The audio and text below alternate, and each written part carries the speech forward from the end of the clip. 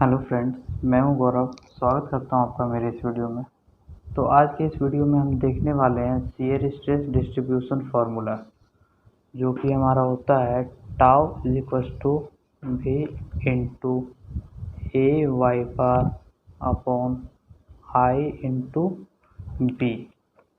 Okay, तो आज के इस डेरिवेशन में हम इसी फार्मूला को डिराइव करके लाने वाले हैं।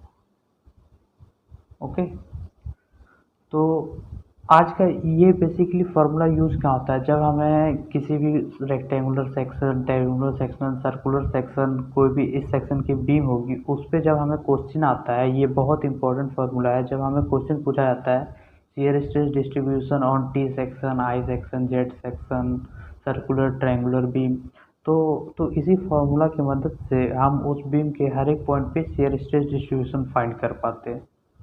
तो ये फार्मूला बहुत ही इम्पोर्टेंट है किसी भी शियर स्ट्रेस डिस्ट्रीब्यूशन के न्यूमेरिकल प्रॉब्लम को सॉल्व करने के लिए। ओके, तो अब हम स्टार्ट करते हैं अपने इस डेरिवेशन को। तो इस डेरिवेशन के लिए मैंने टाइम कम लगे इसके लिए पहले से कुछ फिगर बना के रखे हैं। तो इस फिगर को समझते हैं। मैंने एक बीम कंसीडर किया है, एक सिंपली सपोर्टेड बीम। ओके, जिसपे एक यूडीएल लोड लग रहा है। UDL load, uniformly distributed load लग रहा है। ओके, तो इस बीम में मैंने एक्स डिस्टेंस पे एक डीएक्स लेंथ की सेक्शन कंसीडर की है, जो कि मैंने ग्रीन पेन से दिखाया है।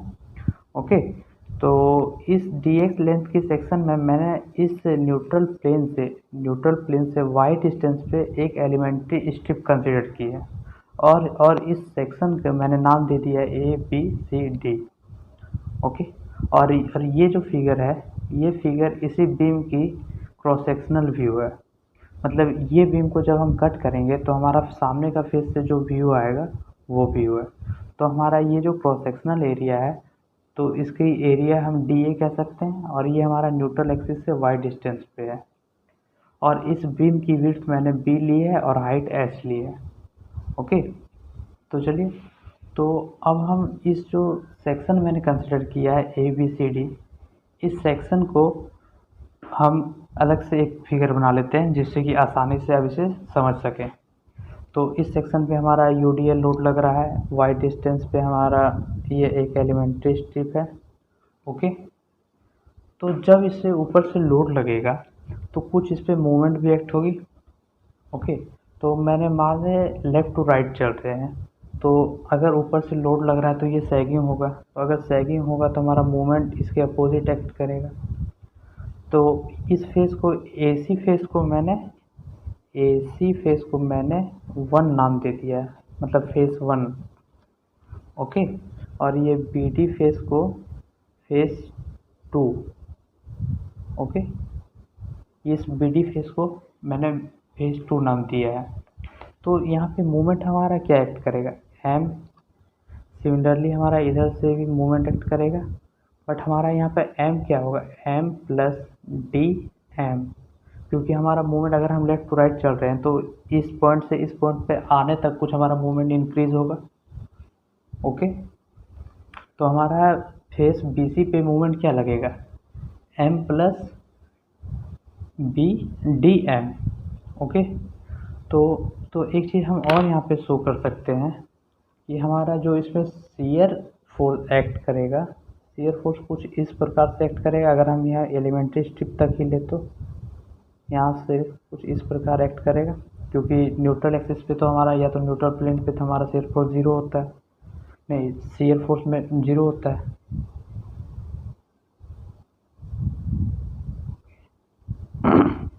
तो यहाँ पे हम कुछ इस प्रकार से शियर फोर्स दिखा सकते हैं। ओके, तो चलिए आगे अब इसे समझते हैं। तो हमने एक बेंडिंग फार्मूला पढ़ा है, क्या होता है वो, सिग्मा बी। बी यहाँ पे बेंडिंग डिनोट कर रहा है, बेंडिंग स्ट्रेस। ओके, तो sigma B equals to M by I into Y. ये एक जनरल बेंडिंग फार्मूला हम जानते हैं। ये सिग्मा भी हमारा बेंडिंग स्ट्रेस डिनोट कर रहा है। ओके, तो अगर हम फेस 1 के लिए बेंडिंग स्ट्रेस निकालें तो क्या होगा, सिग्मा B1 इस AC फेस के लिए, यहाँ पर हम सिग्मा B AC भी लिख सकते हैं। तो यहाँ पे इस फेस में हमारा मोमेंट क्या है, m ही लग रहा है, तो फॉर्मूला हमारा सेम ही रह जाएगा, m/i × y। Okay, similarly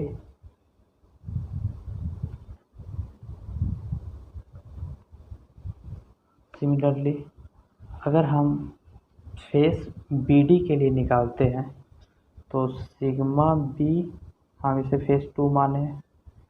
okay, तो हमारे यहाँ पर मोमेंट क्या है, m+dm, तो m की जगह m+dm, m+dm/i × y। इसे हम और एक्सपेंड करके लिख सकते हैं,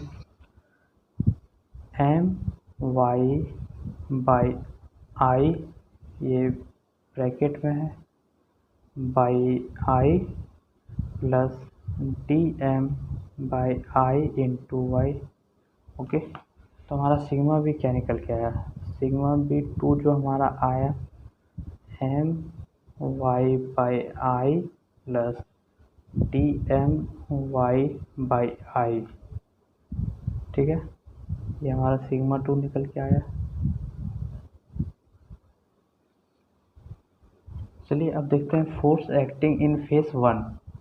तो फोर्स एलिमेंट्री स्ट्रिप पे हमारा फेस 1 के मतलब एलिमेंट्री स्ट्रिप जो हमारा ये फिगर है, ये न्यूट्रल प्लेन है, इस एलिमेंट्री स्ट्रिप पे ये हमारा फेस 1 था, ये हमारा फेस 2 है। तो हमारा फोर्स एक्टिंग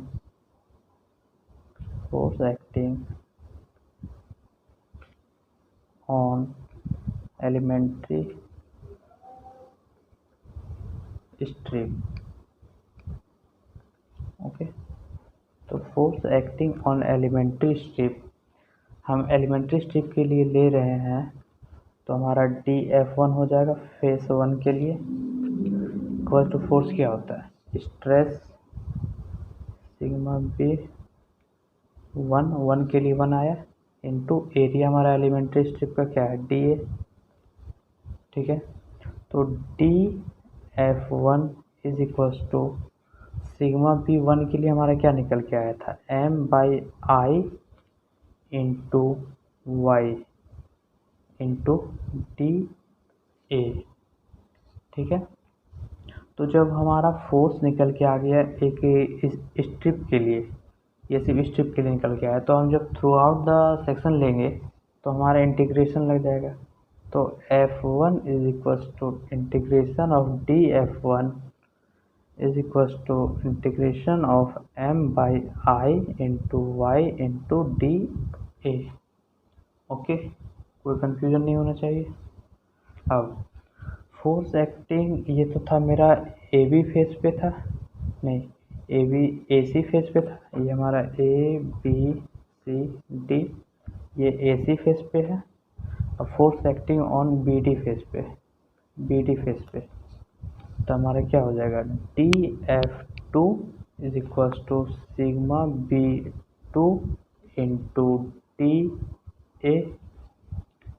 ओके, तो हम dF2 is equal to sigma भी हमारा क्या निकल के आया था, देख सकते हैं यहाँ पे सिग्मा भी हमारा क्या निकल के आया है, my/i + dm × y/i।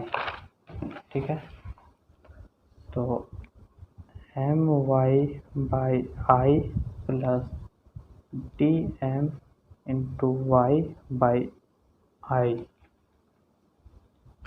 ठीक है, नो प्रॉब्लम।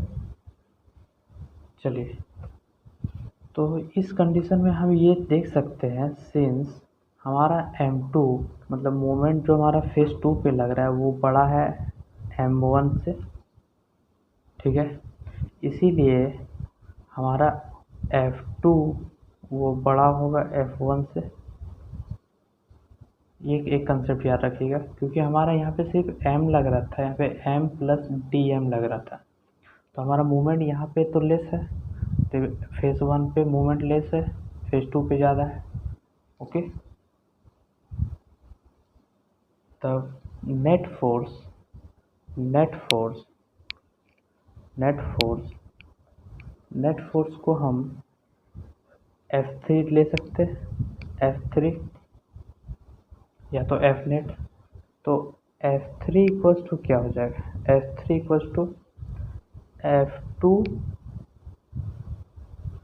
सॉरी यहाँ पे एक स्टेप हमारा रह गया, इस पे एक स्टेप रह गया। तो अगर हम इसमें ये F1 के लिए, F2 के लिए एक एलिमेंट्री स्ट्रिप के लिए लगा रहे थे, तो जब हम कंप्लीट के लिए लगाएंगे तो क्या होगा, F2 equals to integration of dF2 equals to integration of my by I, integration of my by I plus integration of dm into y by I। Okay, हमारा दोनों में डिवाइड हो गया, इंटीग्रेशन दोनों में बढ़ गया मतलब। तो अब नेट फोर्स इसे F3 माना या तो F नेट मान सकते हैं। ओके, तो F3 इक्वल्स टू क्या हो जाएगा, F2 माइनस F1। तो F3 इज इक्वल्स टू क्या निकल के आया, integration of my by I plus integration of dm by I into Y minus F1 हमारे पास क्या है, m by I into Y, यानी कि integration of my by I। Okay, into TA into TA into TA। तो हमारा ये plus में ये माइनस में कट जाएगा। तो हमारा F3 क्या निकल के आया, F3 is equals to integration of dm by I into DA, यहाँ पे y ले सकते हैं, y। ओके, तो ये हमारा F नेट या F3 निकल के आ गया। अब देखते हैं shear stress induced on the surface. Shear stress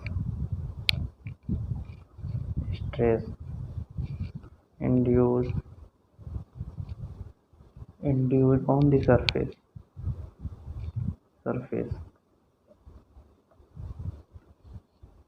ठीक है, तो टाउ इक्वल्स टू हम क्या जानते हैं, फोर्स अपॉन एरिया। तो फोर्स हमारा क्या है यहाँ पे, F3 अपॉन एरिया। तो हम इसे लिख सकते हैं F3 बाई एरिया। हमारा उसका जो हमने एक सेक्शन माना था उसकी लेंथ कितनी थी, dx, और विड्थ कितनी थी, b। बीम की विड्थ क्या थी, b। यहाँ हम सीन्स लिख सकते हैं A equals to dx into p। Okay, no problem. यहाँ पे हमारा टाउ क्या है, यहाँ हम लिख सकते हैं since tau is equals to resisting stress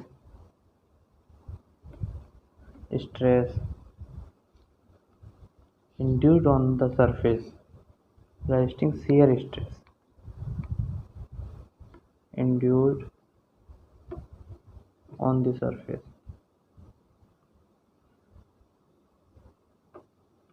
okay, अब हम वैल्यूज पुट कर देते हैं। टाउ इक्वल्स टू F3 की वैल्यू क्या है, F3 की वैल्यू हमारी है integration of dm by I into Y into TA by dx into p। Okay, अब हमारा डेरिवेशन कंप्लीट ही होने वाला है। तो अब हम इसे लिख सकते हैं tau is equals to dm, तो हमारा कांस्टेंट टर्म है, I भी कांस्टेंट टर्म है, इसे हम इंटीग्रेशन से बाहर ले आते हैं तो क्या हो जाएगा, dm by dx into I into b। ये हमारा क्या हो गया, इंटीग्रेशन y इंटू TA, ये हो गया। ये dm बाई आई हमारा होगा तो वो नीचे वाले टर्म के साथ b इंटू डी एक्स के साथ इंटू हो जाएगा। इसे सिर्फ मैंने अरेंज कर दिया है dm बाई dx। ओके, तो हम इसे अब लिख सकते हैं tau is equals to Tm by Tx into integration of y into dA by IB। Okay, और सिंस हम देख सकते हैं dm by dx हमारा क्या हो जाएगा, शियर फोर्स होगा, शियर फोर्स, क्योंकि हमारा m क्या मूवमेंट है और dx हमारा क्या था, लेंथ था। तो शियर फोर्स को हम v से भी डिनोट करते हैं। ओके, और हम एक चीज़ और देख सकते हैं, integration of y into D A, हमने क्या पढ़ा था, integration of y into D A engineering mechanics में हम लोगों ने पढ़ा है। यह है फर्स्ट मूवमेंट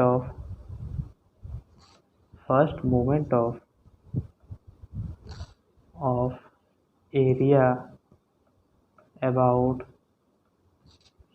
न्यूट्रल एक्सिस।